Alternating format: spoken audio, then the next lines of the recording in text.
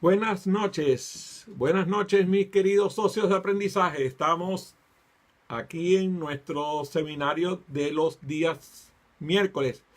Muy contentos porque, bueno, primero que el día de hoy no ha llovido, cosa que ha sido un poco extraño por estos lares.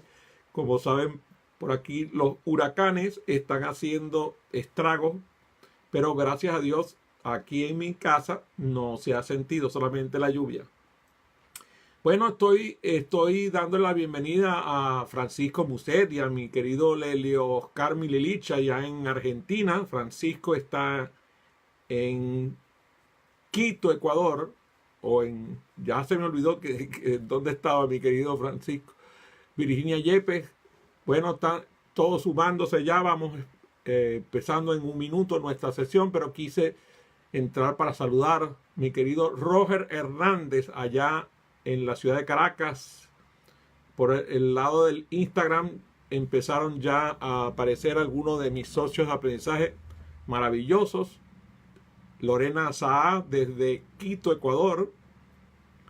Qué maravilla tenerlos conmigo en estas sesiones extraordinarias de los días miércoles. Por cierto, que los invito a suscribirse a mi canal de YouTube, youtube.com/Adrián Cotén. Por favor, les invito a suscribirse a nuestro canal para estar compartiendo los videos que se publican durante estas semanas que hemos estado transmitiendo. Desde hace ya más de 100 semanas venimos transmitiendo cada miércoles, y estos programas están todos grabados para su disfrute y para compartirlos con sus socios de aprendizaje.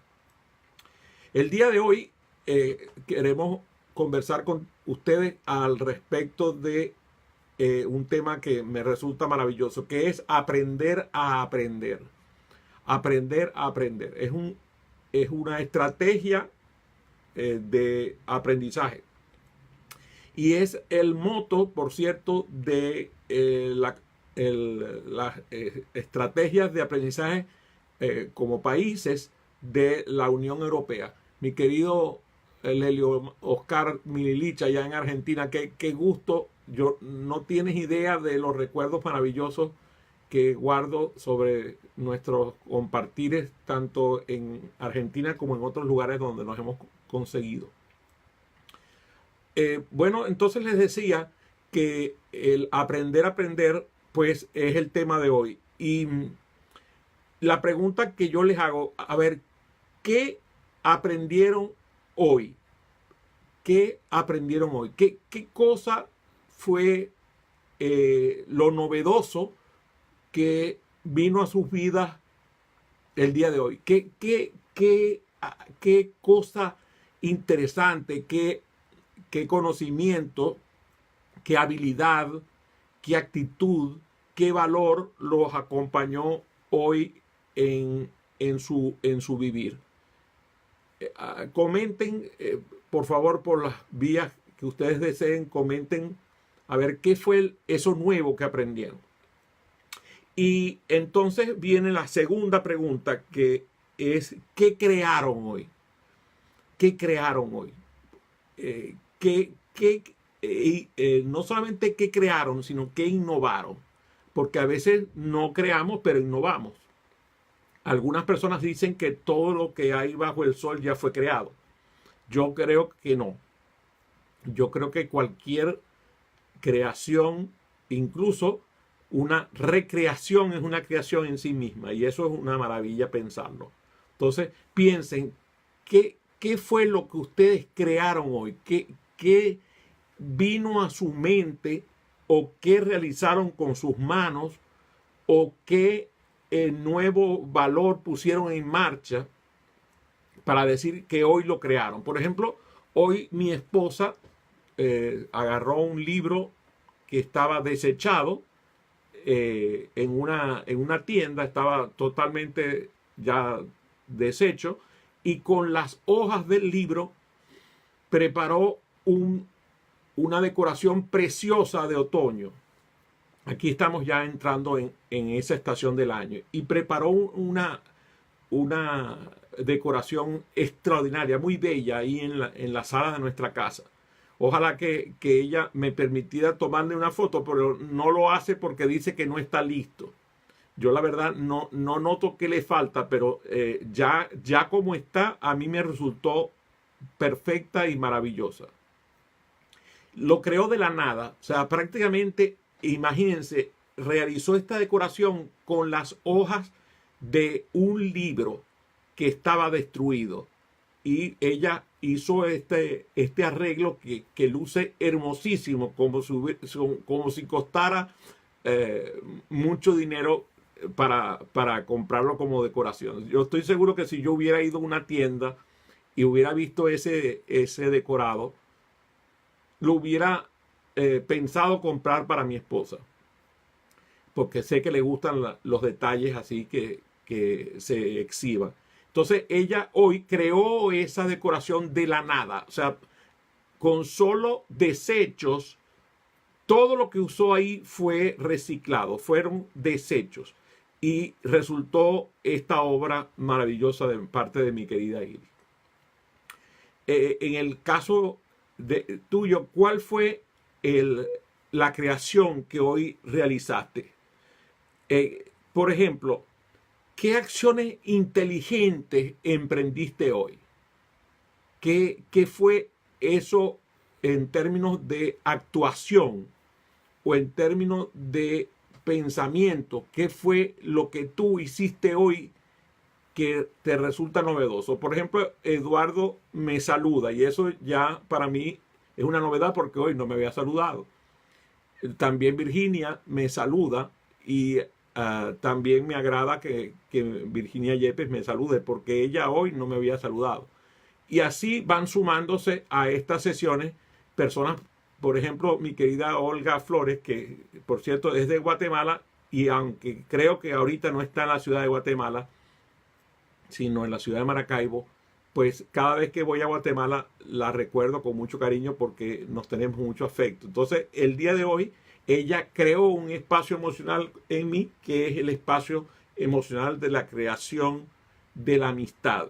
Entonces, piensa, ¿qué cosas, por ejemplo, qué cosas viejas recordaste hoy? ¿Qué recuerdos de un aprendizaje habido en el pasado recordaste hoy?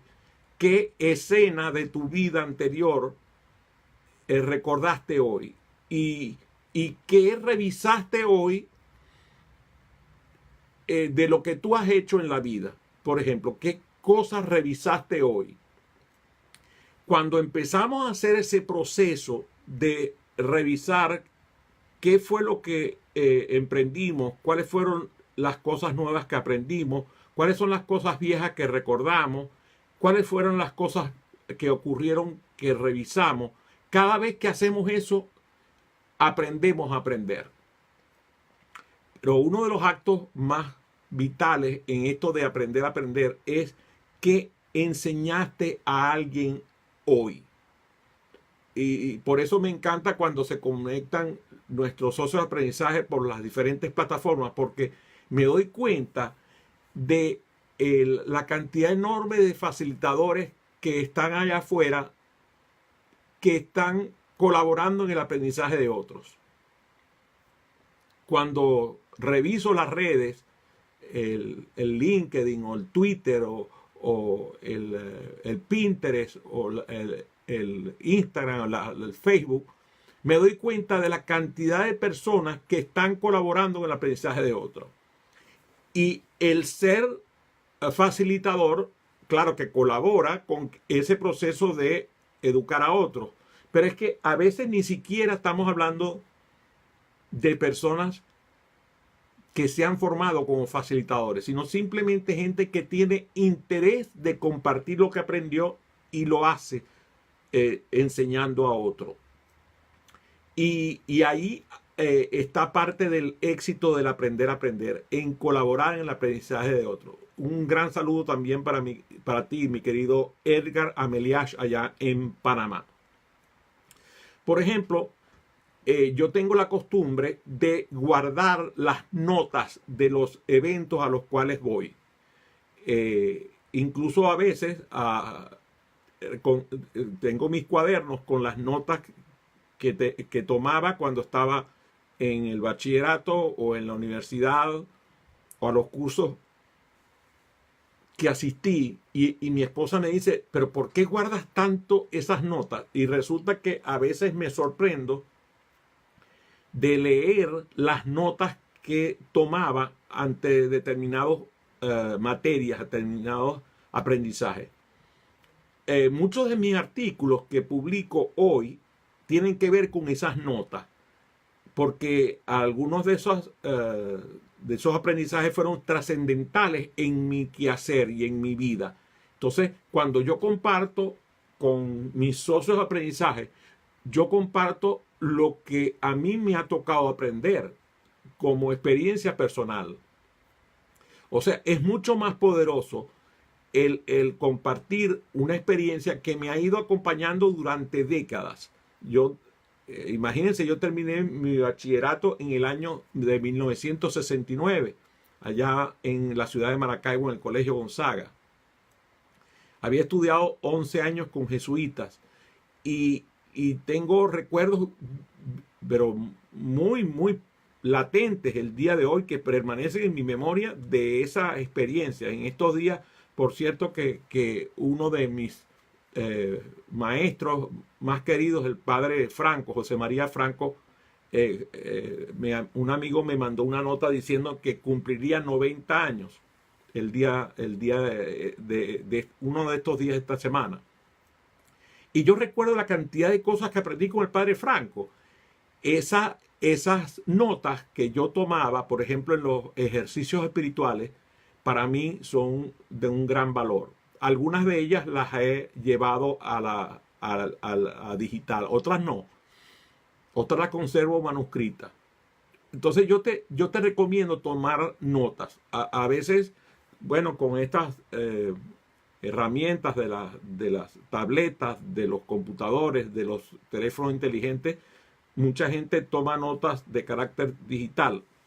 Yo, por cierto, soy muy cuidadoso con eso de preservar las notas en las nubes. Sobre todo que ahora hay nubes que son bastante accesibles, como el caso de la de IBM o la de la gente de Apple. Pero incluso redundo en los repositorios de esas notas que yo considero que son importantes. Las notas de clase, las notas de los cursos que tomé. Por ejemplo, yo tengo una disciplina de estudiar en lugares específicos. Hola, ¿cómo estás? Creo que, a ver, salúdame, empleo y éxito, pero recuérdame quién eres, porque a veces cuando usan los seudónimos de sus cuentas de Instagram, no recuerdo el dueño de la cuenta, aunque a cada rato los estoy viendo por todas esas. Por favor, dime quién eres para yo recordar. Yo, por ejemplo, estudio en lugares fijos. El tener un ambiente... Fernando Pérez, qué bueno. Gracias, Fernando. Un gran saludo para ti. Cuando yo estudio en un lugar fijo, el propio ambiente me impulsa a recordar mejor. Por ejemplo, yo estudio aquí en mi biblioteca, que funge de mi oficina, y me rodeo de libros. Y ustedes saben, yo, por ejemplo, publico día a día los libros que leo para compartirlos con mis socios de aprendizaje. Y eso ha traído como consecuencia que algunas personas retomen una lectura de un libro o recuerden un libro que antes leyeron, o lo vuelvan a leer, o lo vayan y lo busquen para leerlos ellos mismos. Ese efecto multiplicador que hace el compartir mi percepción acerca de un libro determinado, del valor que agrega, yo juzgo que agrega valor. No solamente lo publico por Facebook, también lo republico por Instagram, aunque nunca publico el mismo libro en las dos redes el mismo día. Por ejemplo, ahí está un gran amigo mío del Instituto Pablo Neruda allá en Ciudad Juárez. Él me ha acompañado en el aprendizaje durante varias décadas y le tengo un gran afecto. Fíjate, el entorno donde no solamente lo hace el lugar físico, sino también el ambiente. Nosotros, por ejemplo, nos hemos visto en los encuentros de Anita Cepeda, como nos hemos encontrado en los eventos de psicología del trabajo de Jaime Grado. O sea, cada vez que nos encontramos en un entorno determinado, ese mismo entorno nos impulsa a seguir aprendiendo. Entonces, buscar a veces sí salir de los lugares habituales ayuda. Eso es maravilloso. Por ejemplo, ahorita que se conectó mi querido Amancio Ojeda desde Santiago de Chile, yo, por ejemplo, cada vez que visito una ciudad relativamente, por modesta que sea, visito su Ateneo, visito su biblioteca, visito los lugares en los cuales se ambienta la cultura. Eso inspira en mí la sensación de aprendizaje. Por eso el aprender a aprender no solamente tiene que ver con técnica, tiene que ver con una filosofía.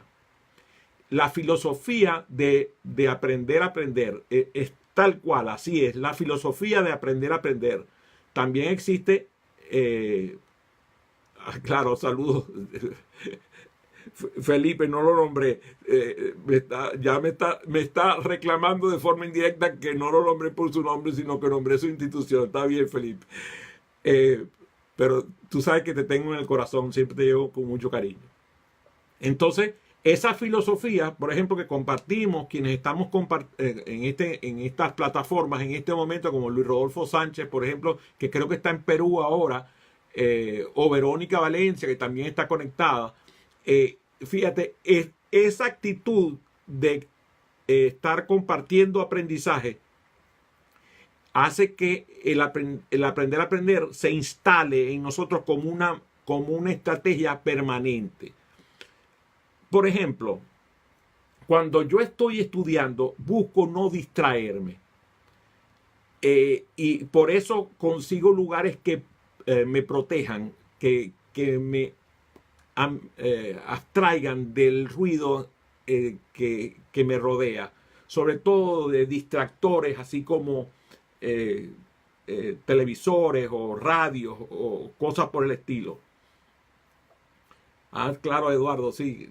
Por cierto, voy a estar allá en Santiago de Chile, tú sabes, para dar el programa de formación de facilitadores. Yo espero que nos veamos cuando vaya para allá. Por favor, escríbeme para mandarte las informaciones sobre ese programa que voy a dar allá en Santiago.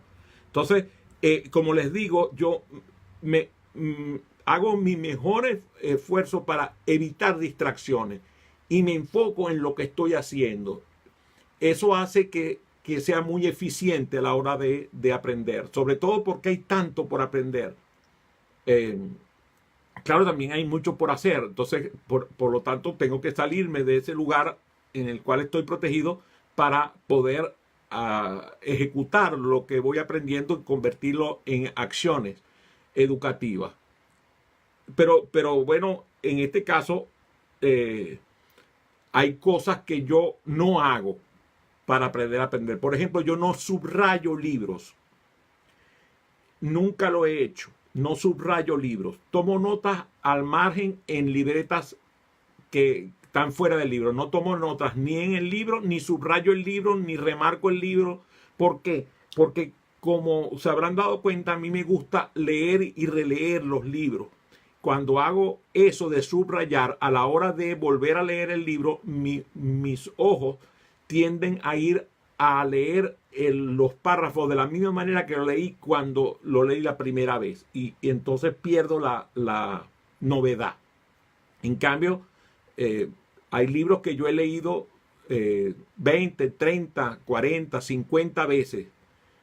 Ustedes dirán, oye, pero ¿qué clase de libro será ese que atrae a Adrián a hacer una lectura durante tantas oportunidades? Bueno, porque son libros que son medulares en mi formación. Por ejemplo, un libro que seguramente Amancio, que está conectado, recuerda que yo lo tengo. Además tengo varios ejemplares por si acaso mi casa, Dios no le va, Dios me guarde, no vaya a ser que no pueda acceder a mi biblioteca. Pues tengo ese mismo libro, lo tengo sembrado en varios lugares del mundo.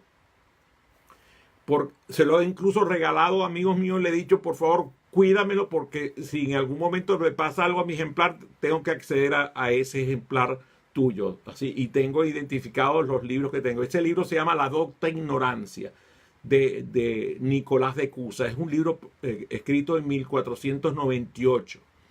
Y para mí es un libro importantísimo. Entonces, yo jamás remarco un libro, ni lo subrayo, ni nada por el estilo. Otra estrategia para aprender a aprender es conversar. Conversar con amigos. Por ejemplo, el día de mañana voy a conversar con mi amigo Carlos Rosales. Y vamos a hablar sobre vender el alma.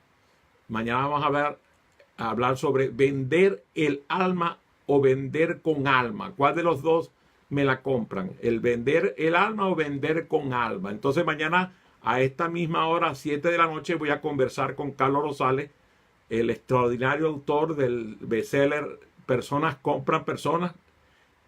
Creo que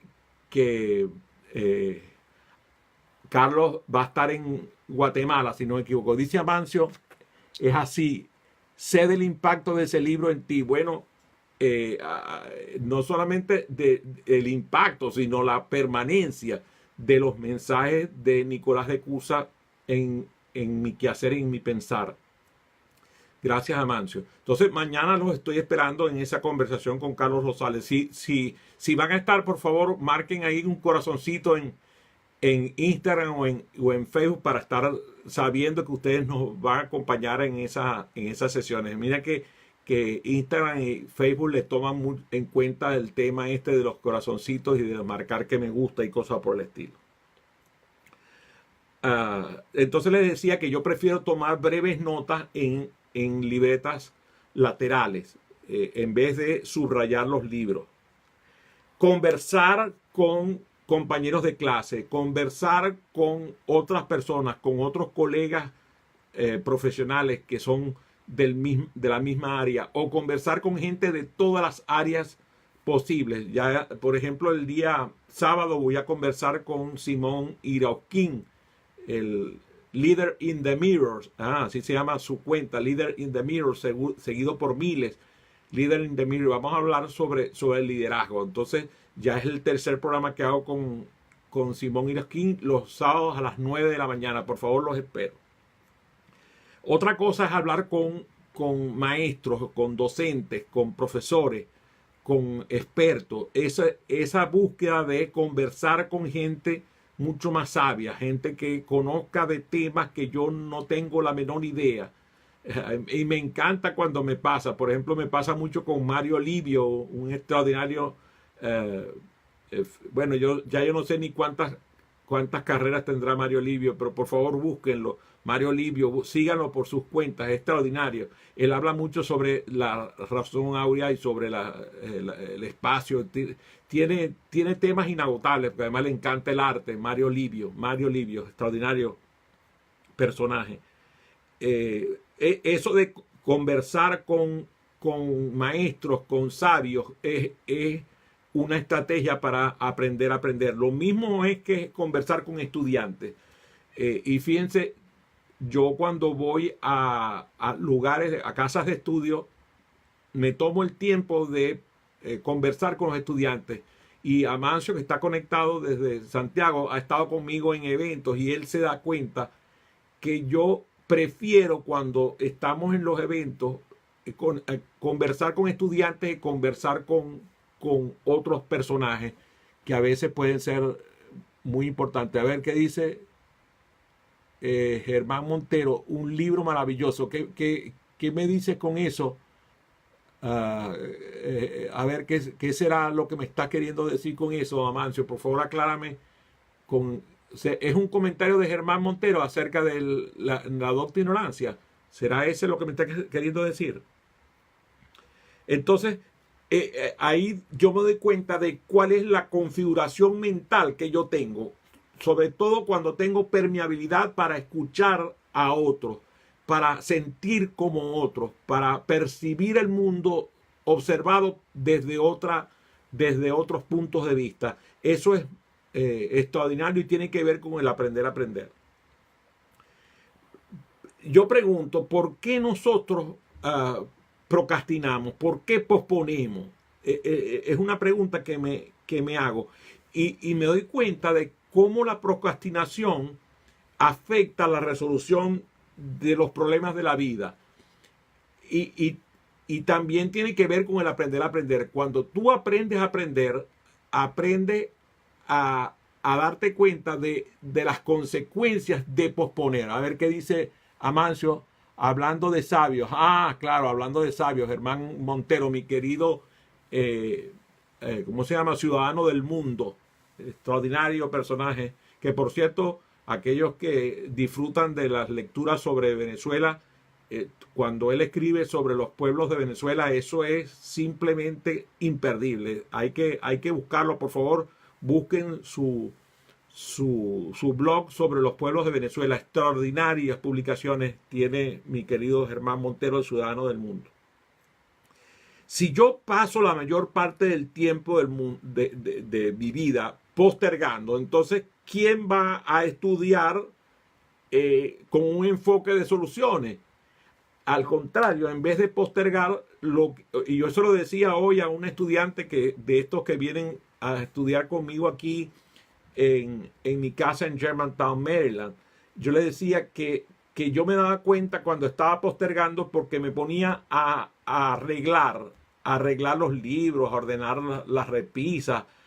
Dice, a ver qué dice, procrastinar es demorar, traspapelar, sabotear. Es correcto. Entonces yo me doy cuenta de que estoy ordenando los libros. ¿De qué me sirve a mí ordenar los libros si yo los libros los leo? O sea, está bien mantener con cierta disciplina pues la biblioteca, pero cuando yo veo que estoy ordenando el escritorio, ordenando la biblioteca, yo me estoy dando cuenta que estoy sacando del cuerpo algo que es prioritario y empiezo a pensar qué será lo que yo estoy postergando. Gracias, Fernando. Entonces, si yo, por ejemplo, yo tengo que estudiar algo que me resulta difícil, que me resulta desafiante, eso es lo primero que voy a buscar. Si yo me doy cuenta que yo lo que estoy buscando es estudiar lo que me resulta sencillo, lo que me resulta fácil, entonces le estoy sacando el cuerpo a lo que es medular. Yo tengo que enfocarme en lo que es desafiante, en lo que es retador, en lo que a mí me exige de pensamiento. Y ahí entonces es igual que cuando estoy actuando. Si yo, las primeras acciones que yo realizo durante el día no son las que son las más desafiantes y las más exigentes, entonces lo que estoy es postergando. Algunas personas tienen la mala costumbre de atender primero las cosas más sencillas. A ver qué dice Eduardo. Dice, yo lo relaciono con patinar en un piso de barro. Actúo con una cara alegre, pero no voy a ningún lado. Así, o sea, pareciera que me estuviera divirtiendo, pero la verdad es que me estoy cayendo y me estoy dando en la madre, ¿no? Como dicen allá en México. Vamos a ver, dice... hay un artículo de Amancio sobre el perfeccionismo y la procrastinación, el posponer. Por favor, búsquenlo en mi timeline de la conversación vía Facebook. A ver qué dice Fernando. Cierto, desafiante, objetivo, resultados clave, ORC. A ver, defínenme las siglas ORC. Isabel Melo desde Panamá, un gran abrazo. Escribí sobre procrastinación en ese artículo. Gracias, mi querido Amancio. Entonces, el enfocarme en resolver los dilemas más desafiantes, más complejos, en vez de estar buscando la cosita sencillita que no me requiere ningún esfuerzo. Eso es parte del aprender a aprender. Que mi mente, en vez de divagar, se enfoque en lo importante. se enfoque en lo que va a agregar valor. En este caso, es importante que nosotros nos demos cuenta que para aprender a aprender es necesario aceptar el desafío que se nos presenta, que es en las cosas que son más exigentes, más desafiantes, más novedosas, que requieren mayor dedicación y, claro, y divertirnos haciendo lo que nos exige, lo que es exigido. Así incluso el día se va perfecto, objetivos, resultados clave, gracias, objetivos, resultados clave, ORC, gracias Fernando. Entonces, buscando un poco lo que nos dice Fernando, entonces yo fijo los objetivos que me van a traer los resultados clave. O sea, definitivamente el día pasa rápido. O sea, llega un momento en que no me doy cuenta, oye, son las 8 de la noche y ¿qué pasó con el día? Bueno, ¿qué pasó? Que me divertí tanto que se me fue el tiempo. En cambio, hay días que comienzo a las 8 de la mañana y a las 9 ya estoy harto. ¿Por qué? Porque no hay desafío, no hay nada nuevo bajo el sol. Entonces, en este caso, espero que la conversación de hoy sobre el aprender a aprender haya traído valor a tu actividad. Y bueno, les doy un saludo muy cariñoso a cada uno de ustedes. Gracias por el placer y el honor de servirles. Y como siempre, nos vemos los miércoles a las 7 de la noche, hora del este. ¿Y qué será? ¿Dónde nos veremos? Nos veremos en el espejo.